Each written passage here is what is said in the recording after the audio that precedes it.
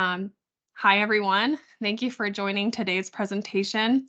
We're premiering the regional report for our fifth annual North Metro Commuter Survey. And I am Catherine Sanders. I'm the Deputy Executive Director of Smart Commute, and I'll be presenting. I'm joined by my Executive Director, Carson Priest.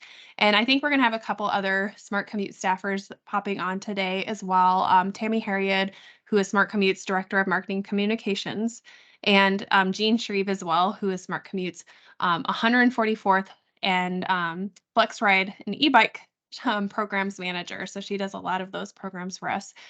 We are going to keep a tight schedule today. So I'd like to hold questions until the end. If there's questions in the chat, Carson and Tammy or Jean might be able to pop in and answer those questions while we're rolling. And I'm promising that we're going to be done by 12:45, maybe a minute earlier, so everyone can get on to the rest of their Friday before the big holiday week. Now, when we talk about our commute survey, the first details that we talk about are the ways that people are commuting. And we can categorize commuting into three different categories, which you see here. We have SOV, which stands for single occupancy vehicle. Those are people who are driving themselves alone to work, and it represents the largest share of those commutes. But we also have non-SOV as a category. Those are people who aren't driving themselves alone to work. They're doing other things. They're biking, carpooling or vanpooling. They're riding transit. They're teleworking. They're walking. And we also have a third category, which is non-commute modes.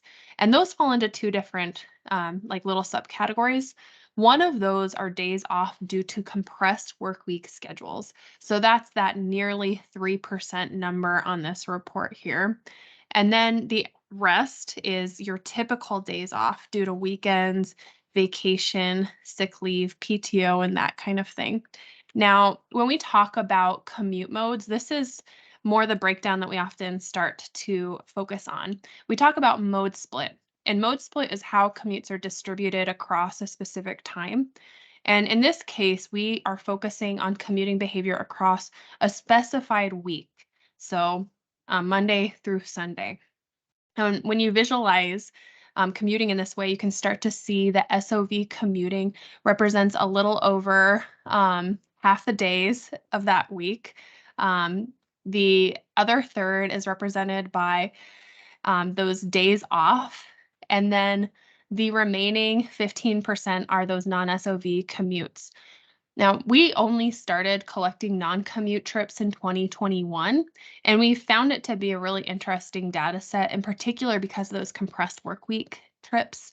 But in order to kind of remain with some parity with the rest of our data set, we also generate what we consider a conventional mode split.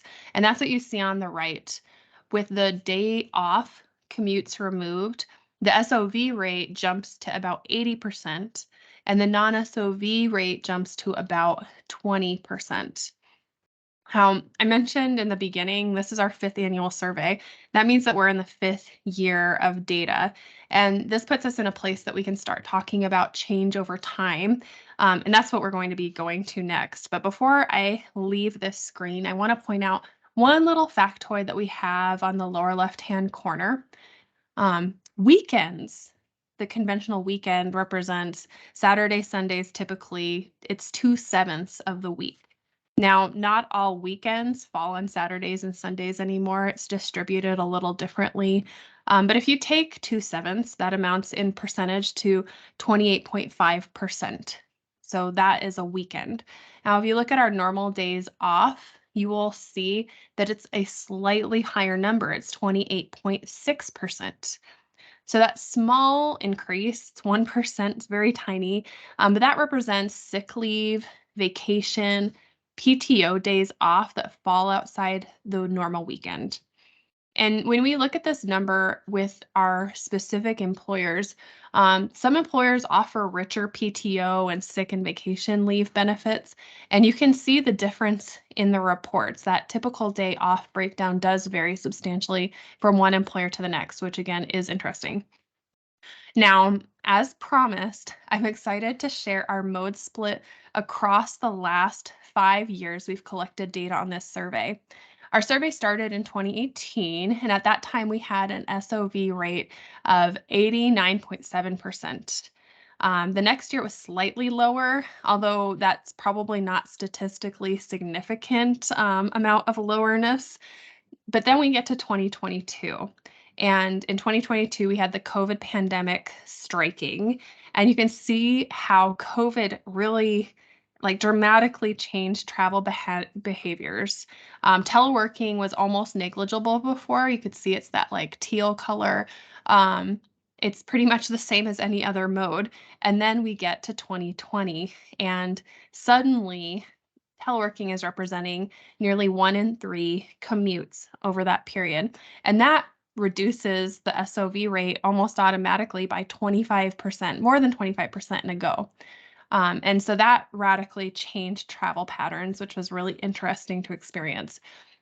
In 2021, we see the effect of the pandemic begin to fade, and you can see that telework starts to fall, and the SOV rate starts to increase. And that pattern remains the same in 2020. But I want to point out that even though we're seeing teleworking fall, that the decrease in teleworking isn't proportional to the gain in SOV, because we're seeing that other non-SOV modes like biking and carpooling, riding transit, those are actually starting to increase again. It's really small, but those take some of that reduction away.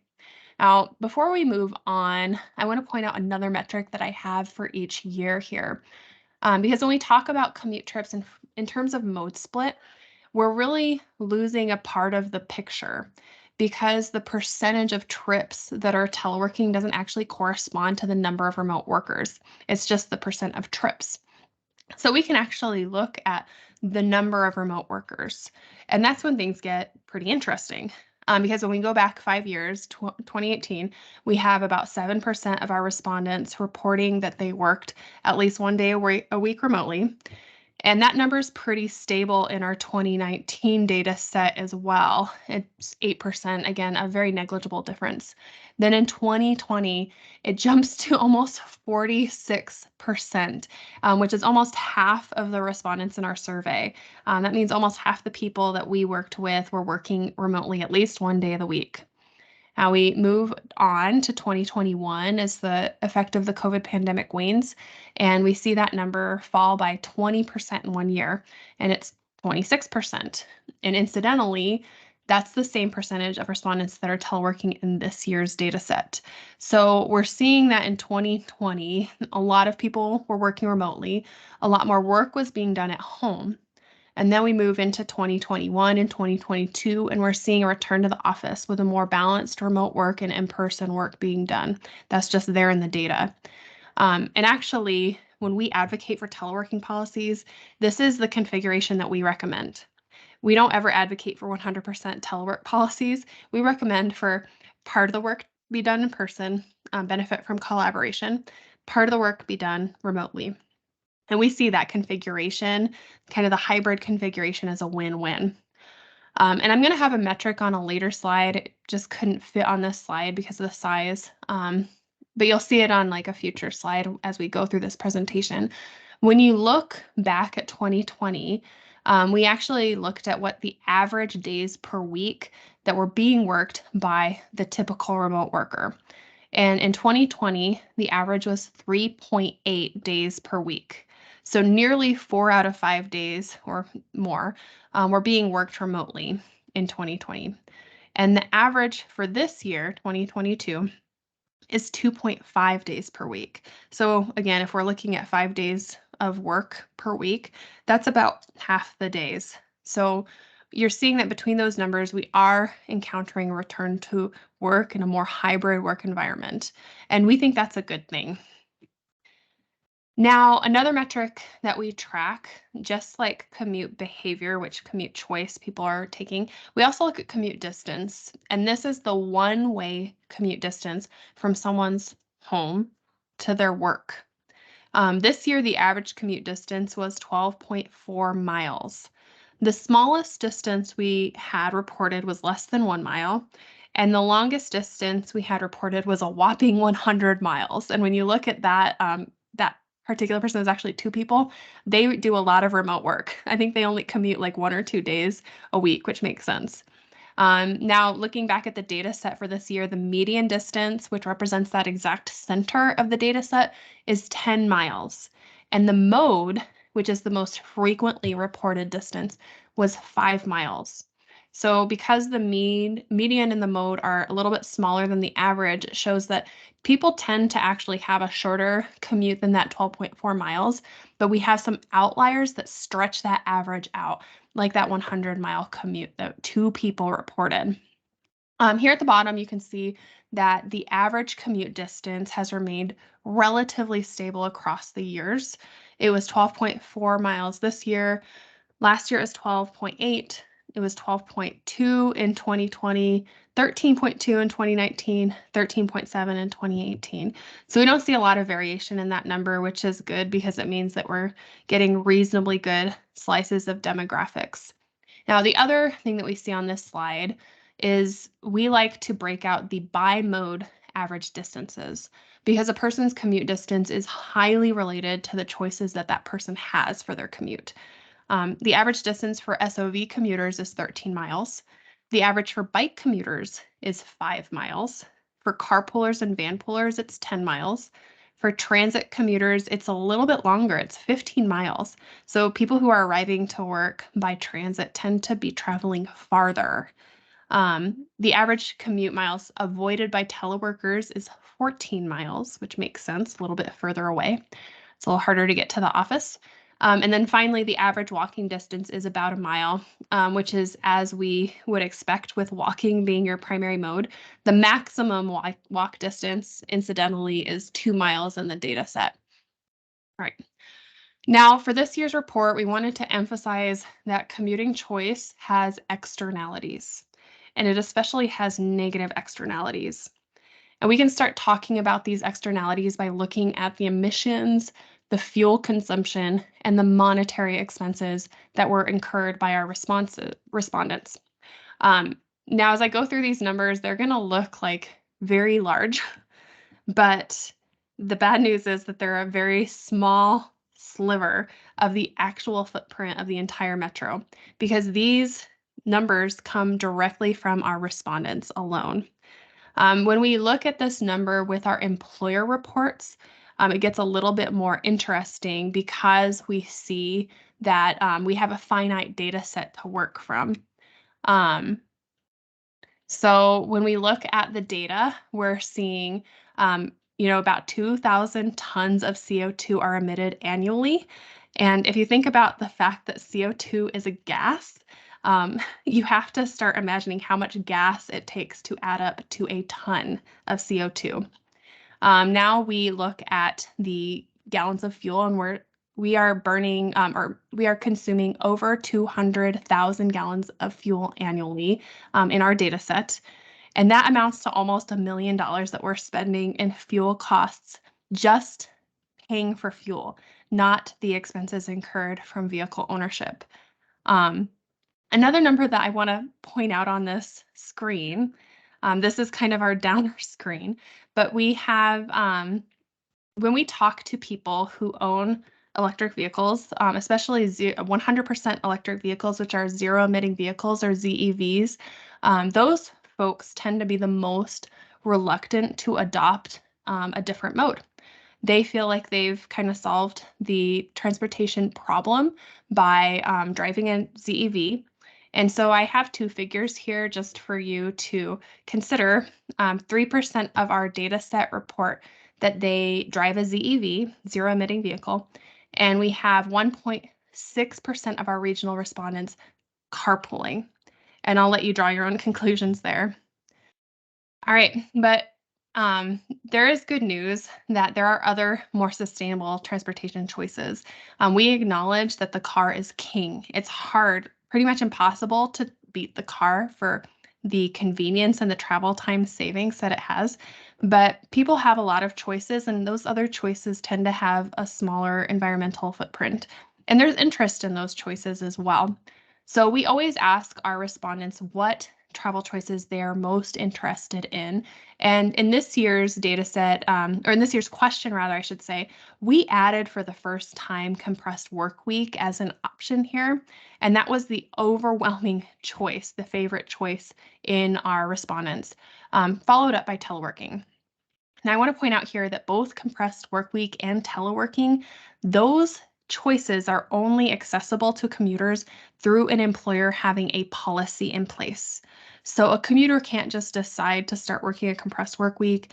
They can't just decide to start working remotely. Their employer has to enable those choices by having policies to allow them to make that decision.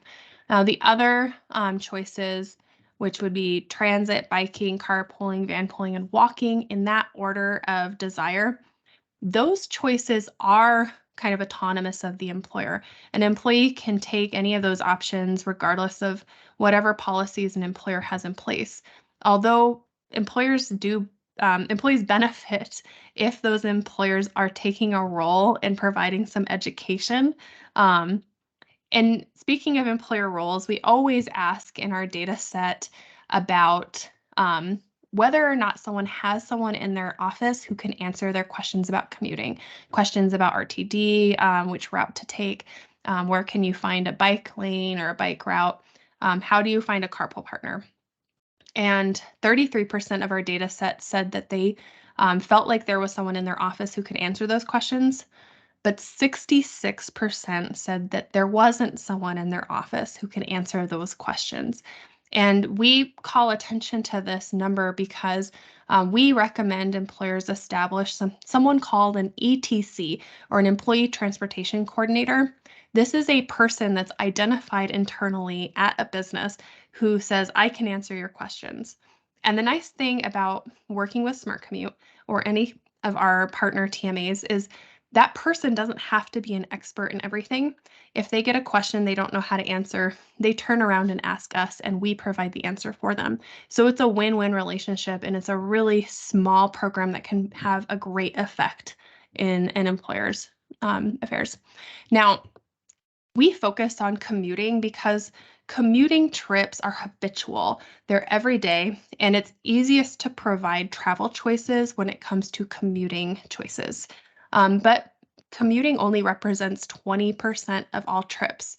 So for the other 4 and 5 trips, those are happening for other reasons. They're happening for recreation or for errands. And so we like to ask in our survey as well about people's choices for running errands, choices other than a car. And incidentally, this year it was a really neat breakdown. So when people were asked what travel option they would consider to replace driving, about half of them said using a bike, and then the other 2/4 were walking and riding transit. So when we asked that question about what travel choice would you take in order to avoid a car for an errand, we also asked people about the type of improvements that would make it easier for them to make those choices. And before I get into each, breakdown by biking, transit, and walking, the categories of improvements are essentially facilities improvements, service improvements, land use improvements, safety improvements, equity improvements, and education improvements in that order of kind of desire. And I want to say before I move on that there are stakeholders that play a role in all of these type of improvements. So local jurisdictions, of course, are a very important stakeholder to making these improvements, but other stakeholders include RTD, it includes Dr. Clog, and it even includes us at Smart Commute. All right, let's look at bike improvements. And when we see bike improvements, overwhelmingly, people are desiring facilities improvements. They'd like to see separate bike facilities. So not necessarily a bike lane, but something that's either barrier protected or off-road. They want to see secure bike parking, better signs and wayfinding. They also would like to see enhanced safety, like police taking a role to cite drivers who are not driving safely around bicyclists. They would like to see access to a bike. Say some people don't have a bike. We have, of course, inequity that people are not able to physically bike at this time. And then education is there as well, although that represents less than 1% of the improvements that are desired. So what we're seeing here is that bike improvements significantly favor facilities improvements. And that makes sense because safe biking relies on having infrastructure that is safe to do so. Let's move on to transit improvements. Transit improvements overwhelmingly favor service improvements, and that makes sense because transit is a service. People would like service near their home or destination, of course. That's network. They want a better network. Oh, and they do desire a better transit network as well. Folks want to see more direct service. They would like to see improved safety in and around trains and buses. Lower fares is always on the list, and education is a little bit more of a priority here at 6%. So transit improvements do significantly favor those service improvements. And when we think about who's in charge, the primary stakeholder does tend to be RTD. RTD is the primary operator of transit service in the North area. However, everyone actually is a stakeholder when it comes to transit improvements because we can all play a role in funding. Local jurisdictions, Dr. Cog, and even Smart Commute have these roles to play. Finally, we get to walk improvements. And walk improvements tend to favor land use improvements and facilities improvements. And between land use and facilities improvements, that represents 94% of the desired improvements. So we have people saying they'd like to see closer destinations, which of course is a land use improvement. People are saying they'd like to see a better walking environment or better infrastructure for those with mobility needs. Education is here as well, a little bit less than transit, close to 4%. And then we have some folks reporting that they're not physically able to walk here. Now, this is going to end our focus on those errand improvements.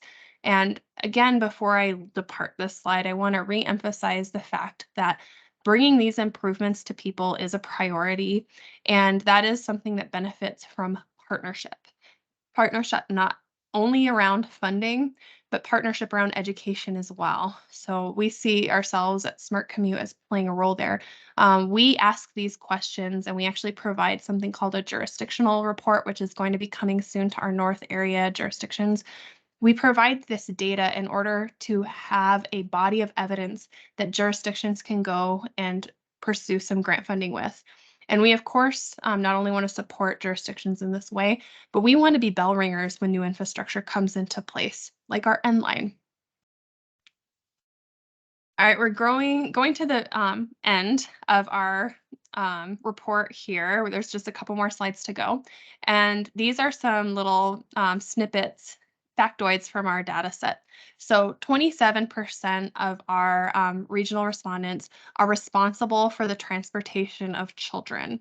That's a lot of folks, but I do like to point out that that means 73% of our respondents are not responsible for the transportation of children and therefore benefit from a little bit more flexibility in their life. As I said before, 3% of our respondents drive a ZEV or zero emitting vehicle. 22% of our respondents work in the same community in which they live. And those folks are going to benefit from the most transportation options, the richest network. 27% have ridden the N line. This is a number we'd like to see increase over time. 10% work a compressed work week schedule. The average fuel economy in our data set is 29 miles per gallon, and that actually includes when we look at the ZEV miles per gallon equivalency, which is like how efficient it is using the battery, 29 miles per gallon for our data set. 4% have ridden a shared scooter, and 27% commute on I-25, which is, of course, the spine of the North Metro. It's funny that 27% pops up so often, just kind of incidental. Now, this is almost the end, and this is probably my favorite part. We receive thousands of comments, and we read them all. And so we can't represent every comment that we received, but we tried to, in particular, take comments that we thought were interesting or something that we could really think about. So the first comment here is, please focus on the safety of people outside cars, for example, pedestrians and cyclists. People are more likely to drive when they don't feel safe around high speed cars, and we need to encourage people to drive less. We love seeing comments like these because these comments speak to the vision that we have for the North Metro, which is that we can increase as many travel options as possible so that people have choices, many choices at their disposal to get around. The next comment is being able to work mostly remote has allowed me to save a lot of time and money in gas, which I've appreciated during these hard times. This speaks to, again, the benefits that COVID did do. COVID brought a lot more teleworking in as an option to a lot more folks. We saw that in the data set as well. Next comment is traffic volumes are getting worse and more dangerous. Consolidated work weeks and or remote work would improve some traffic issues. That's why we're doing a lot of work to recommend compressed work week schedules and teleworking schedules to employers. Next comment is please stop the suburban sprawl and encourage dense housing, affordable housing near workspaces with grocery shopping on a public transportation line. Also, why are schools not on easily accessed public transit lines with free bus passes? So, this comment again goes toward that vision, and this is a challenge to our local jurisdictions as well. And also, a very interesting thought about school access and benefiting from public transportation. The next comment is perhaps resources for buying bikes and e-bikes as well as safe biking routes. This is something that we think is a priority as well, which is part of the reason we have our e-bike program here at Smart Commute trying to improve the accessibility of e-bikes. The next comment is it would be nice to have weekend service to shopping and entertainment destinations, and they specifically cite Orchard and Denver outlets in this comment, which is interesting to us because we have the 144th Flex Ride that does provide weekend service. We were able to start Sunday service last summer. So this comment is a challenge to Smart Commute staff as well as our partners to continue to promote this option to the wider population. Next comment is my job could be done remotely if allowed by my employer. I wish they would allow this.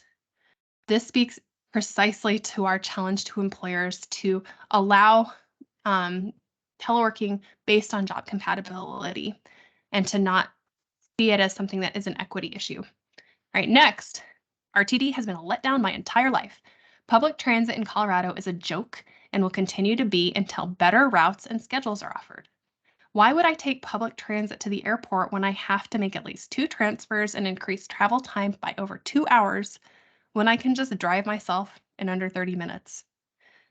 So we pay attention to critical comments as well, and we like seeing critical comments. It's really important for us. And this points out that, transit needs to have a better reputation for it to even be considered as a choice. And in order to improve transit's reputation, we really should start by providing better service, like the comment says. Next is can't wait to see physical barrier protected bike lanes. Need for more protection and bike lanes, period, around schools, daycare, to and from shopping centers. Destination secure racks, loop style, are needed to encourage non-car trips. So this speaks to that improvement section that we just talked about, is a desire for separate facilities for biking, just like we have separate facilities for people who are walking. Next comment, I tried commuting by bus for the first time in August 2022 and found it to be a viable alternative for me as circumstances required. Thank you. We loved seeing this comment because at least one person in this data set tried transit because of Zero Fare Better Air, that campaign that RTD ran because of air quality in August. And this person realized that transit can work for them, even if it's not something they're going to do every single day. That flexibility is great. And then finally, we have I appreciate any work you do to prioritize biking, walking, and transit on the neighborhood level and across the region. North Denver is way too focused on easy access to highways and commuters in cars. Again, this speaks to the vision that we have in Smart Commute, is a vision where we have many choices to get around in the North area. All right, we are at the end of the report. And at this point, we're going to be preparing for any questions that folks might have. And before I roll into the Q&A zone, I want to point out that we prepare this report to continue to move the needle. So we are first prioritizing providing TDM recommendations to our partnering employers. That's a first priority. And we also want to do outreach to new employers because we want as many people in the North area who are commuting here to benefit from our services as possible. So that's the vision that we have for this report. Now, I don't know if any questions came in on the chat. Carson, you can relay them, or otherwise feel free to raise your hand if you have questions about any of the report, and I can move back to the different slides.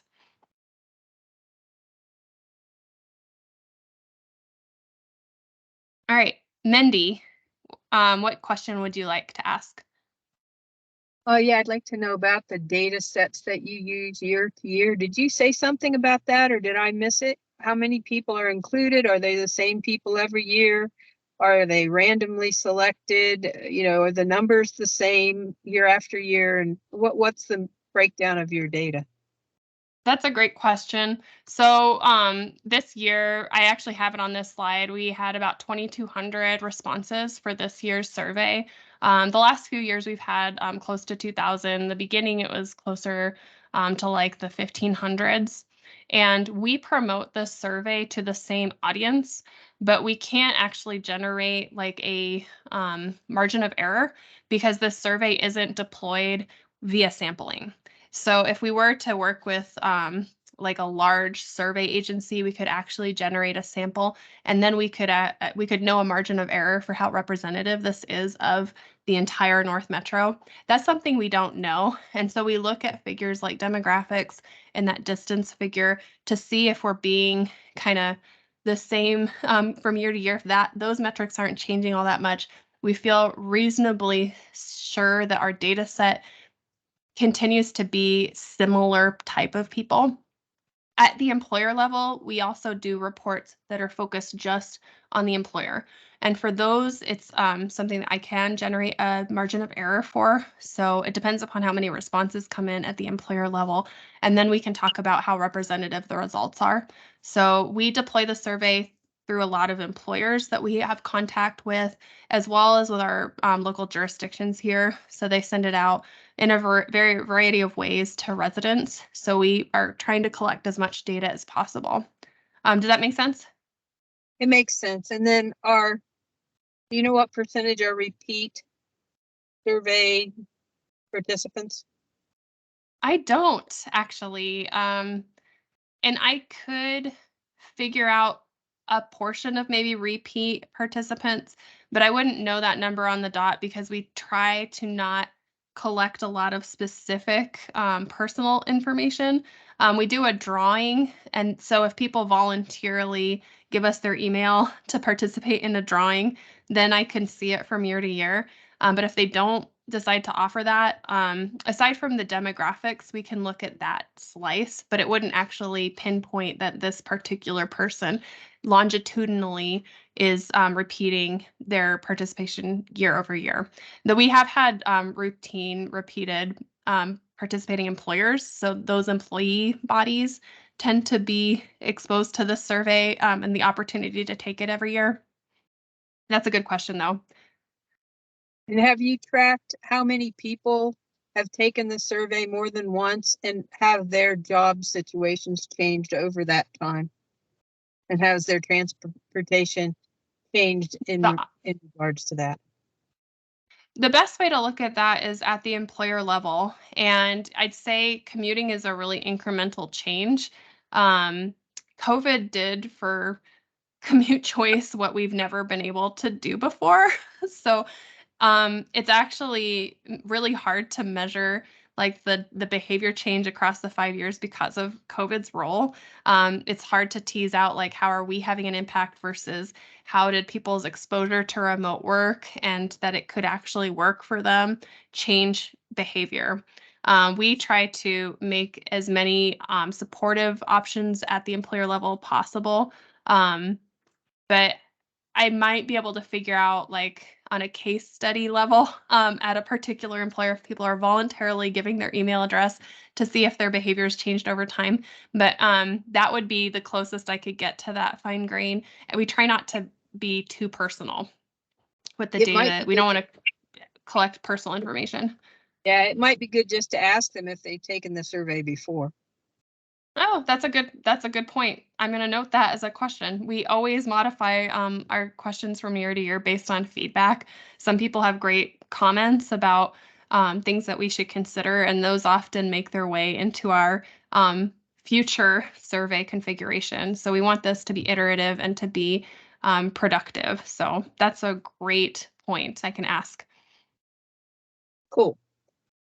That's a good enough. That's my list of questions for now. Nice. That was a good list.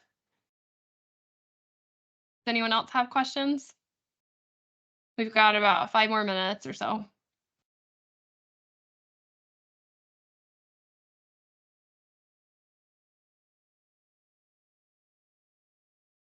Just curious, we will get these slides like we have in the past.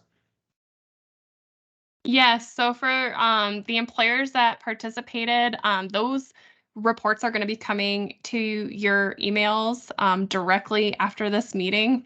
So, and then I can share these regional results as well, possibly. We're going to do a big promotion of this in December when we kind of wrap up the year. So you guys are getting a little bit of a soft preview of the regional results. This is the first time we've decided to really be proactive about explaining the data and trying to contextualize it so that you can better read this report and know some of the background information. So I'm hoping that it's a success this year. And we recorded in order to be able to share this information with folks that weren't able to make it.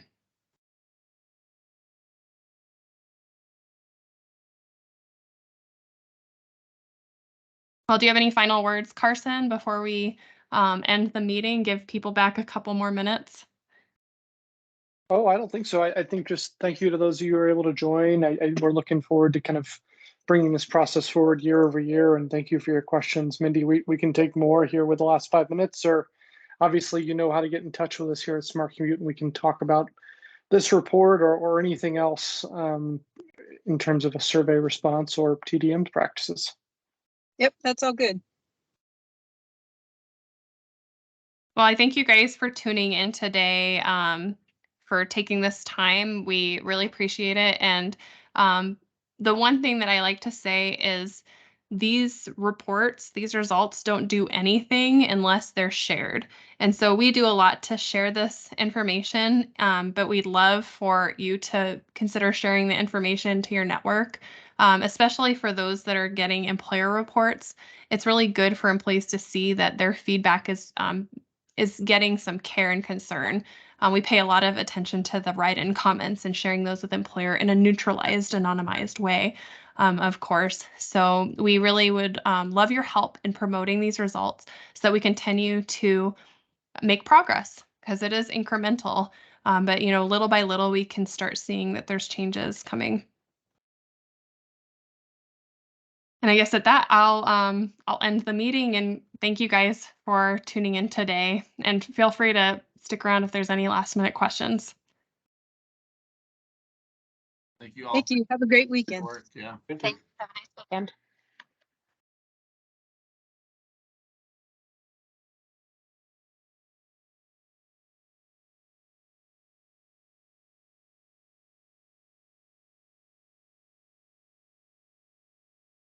All right, I'm getting off.